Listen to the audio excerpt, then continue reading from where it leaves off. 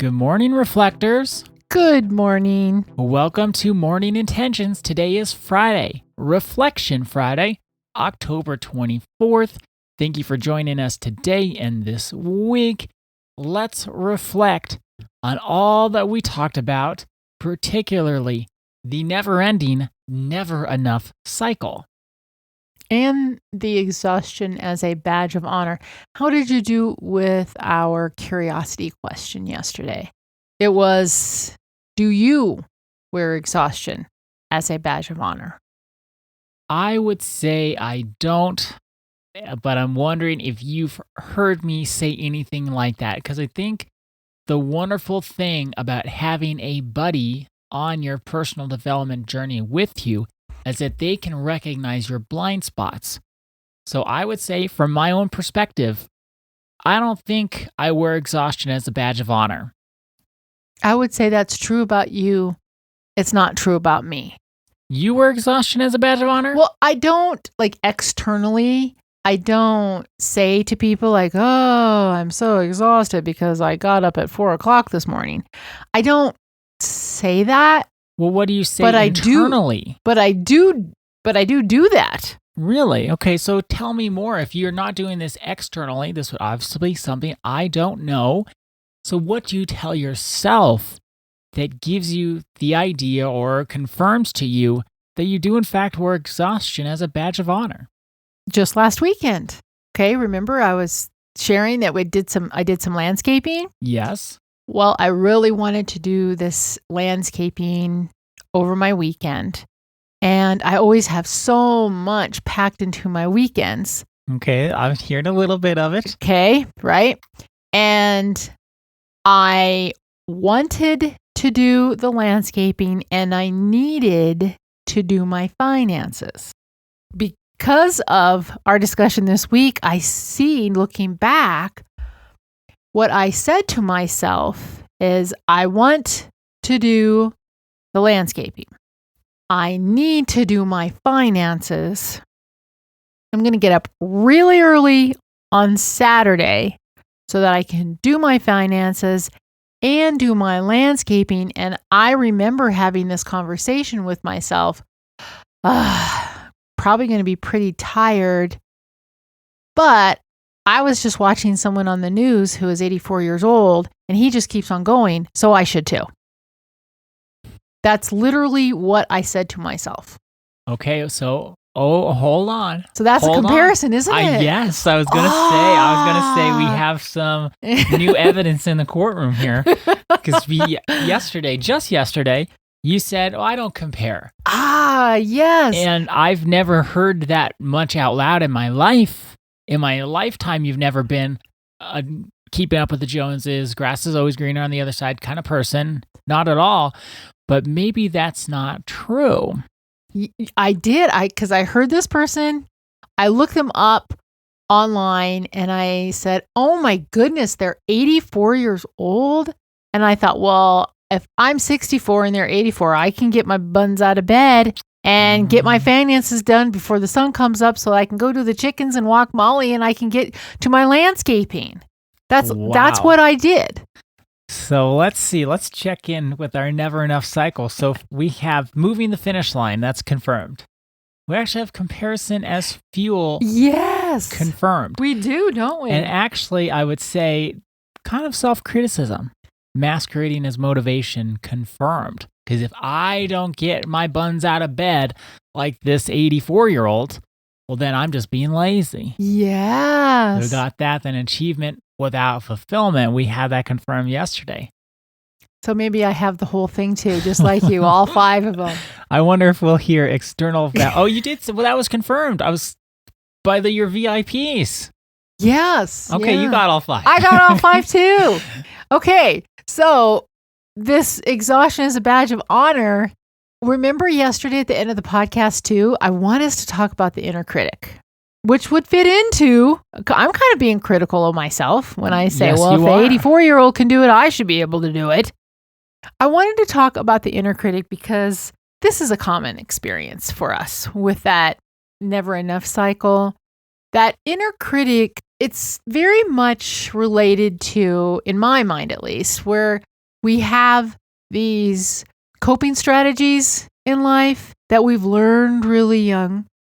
When we are judging ourselves, when we're shaming ourselves, when we're trying to avoid rejection or embarrassment or failure, we really did learn most of that when we were kids. Like, we wanted to please our parents. We wanted to not get in trouble at school. We wanted the teacher to say, hey, you're doing such a wonderful job. I mean, so much of that inner critic, even I was thinking about this too, when I shared the other day about when I write something that I might go back and say, well, how could I make this better? That is an inner critic in a very subtle way. I was trying to say in a way that seems gentle and maybe like, oh yes, how could you do it better? But really, there's something inside of me that is saying, you could do that better. Yeah, I don't voice it that way. What you've written isn't good enough. There is a part of me that must think what I have written, obviously, right? What I have written is not good enough. I don't shame myself outwardly or even inwardly saying, oh, you're such a bad writer. Let's do it again. Like, I've never talked to myself like that. But there's something in me that says, let's try it again. Let's try it again. So it's like a nice, motivating inner critic. But yet it leads to all of these never enough cycle components. I think the subtler inner critics are more difficult than the more overt. It's easier to recognize and build awareness around whether it's an external critic or the inner one when it's like, you dummy, and it's just very harsh and direct, and it's like a big boom, and you can feel it. Right. You can, if you're calling yourself names, it's easy to recognize. But when it's more covert and more subtle and more sinister, and it's done in a gentle tone, that just makes you question yourself. So, okay, so let's just real time this. When you say sinister, I immediately have a reaction inside that says, no, I'm never sinister. I'm never sinister. But then the subtlety there would be, well, then why do you keep thinking that you have to write things 50 times? Yeah, because it's destructive to you. You can't just write something and say, good enough, or I've accomplished my goal. There's always this little thing in you that chips away at self-esteem, at self-confidence, at self-worth, that says, no, you need to write better to be worth something. You need to write better, or you need to redo this. There's just this little thing, and then what happens is it just chips away at us. It chips away at who we are, because that idea of we're not good enough, we're never enough. That's the hustling for our worth, hustling for our success. Right. If someone else was talking to us the way that we talk to ourselves, we would say that is sinister.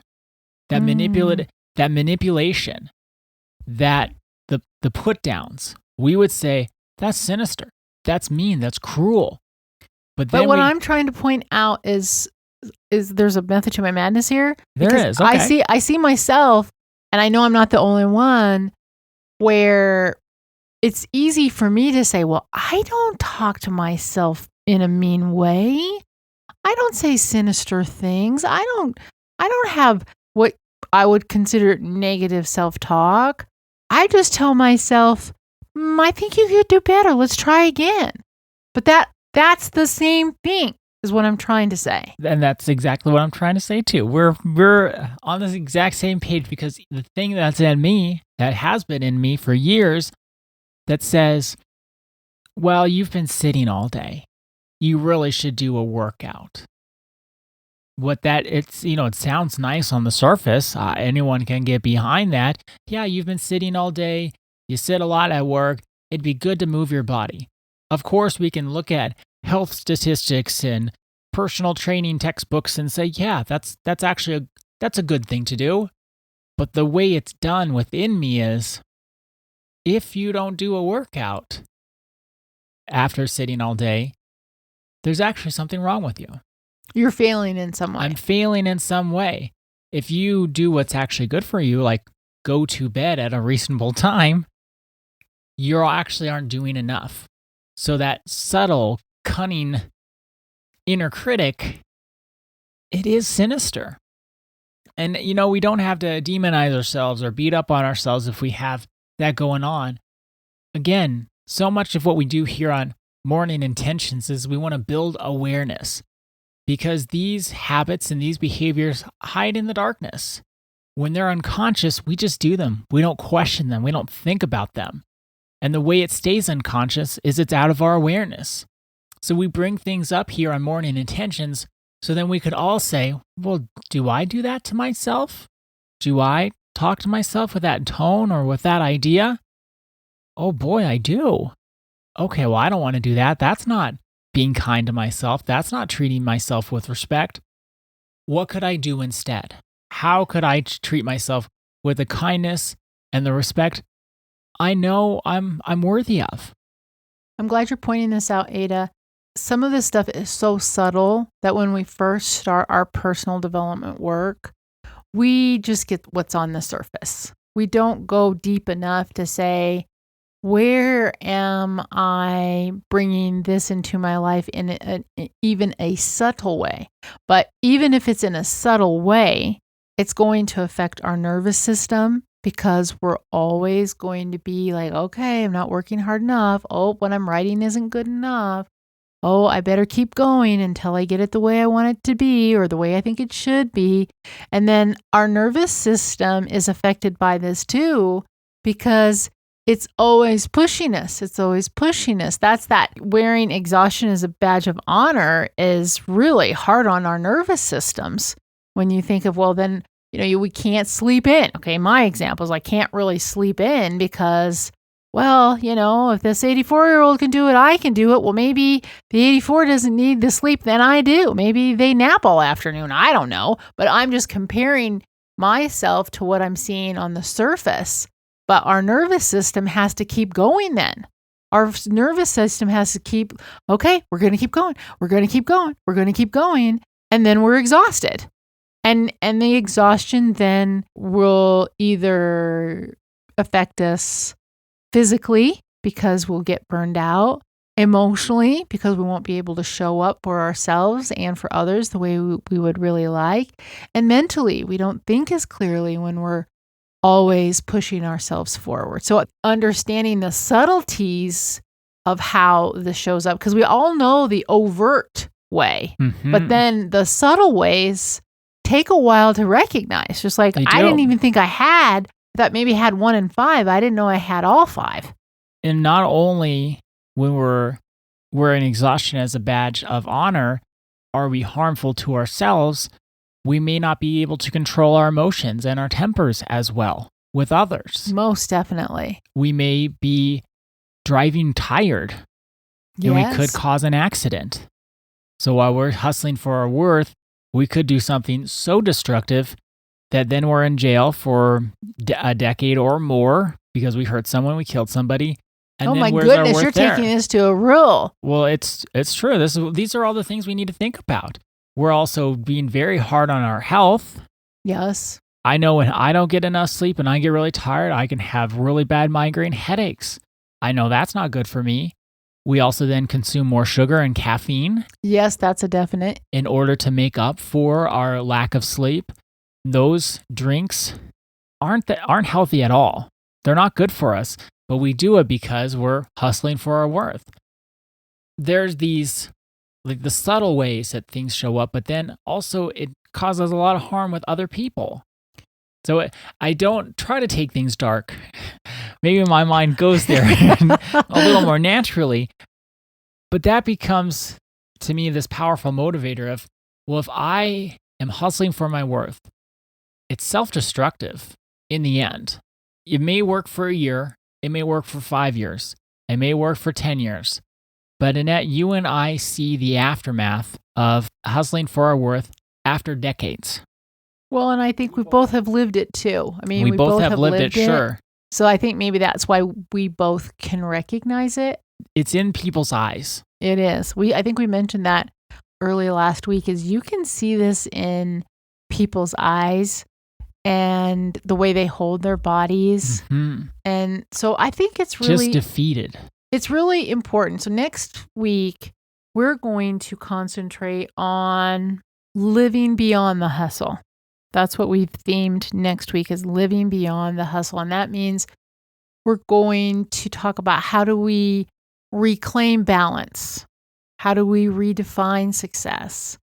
And how do we build a life that's more worth-centered, understanding our worth as opposed to getting our validation from external sources.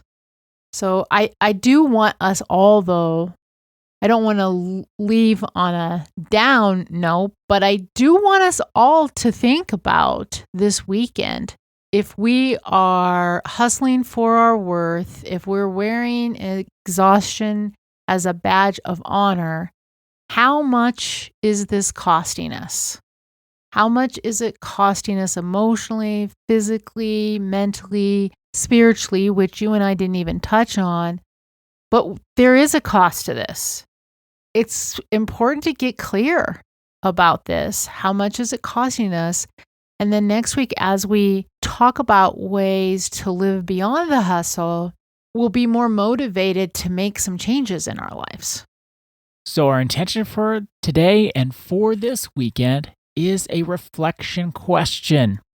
How much is hustling for my worth and wearing exhaustion as a badge of honor costing me in my life? How much is hustling for my worth and wearing exhaustion as a badge of honor costing me in my life? Thank you so much for joining us today and this week.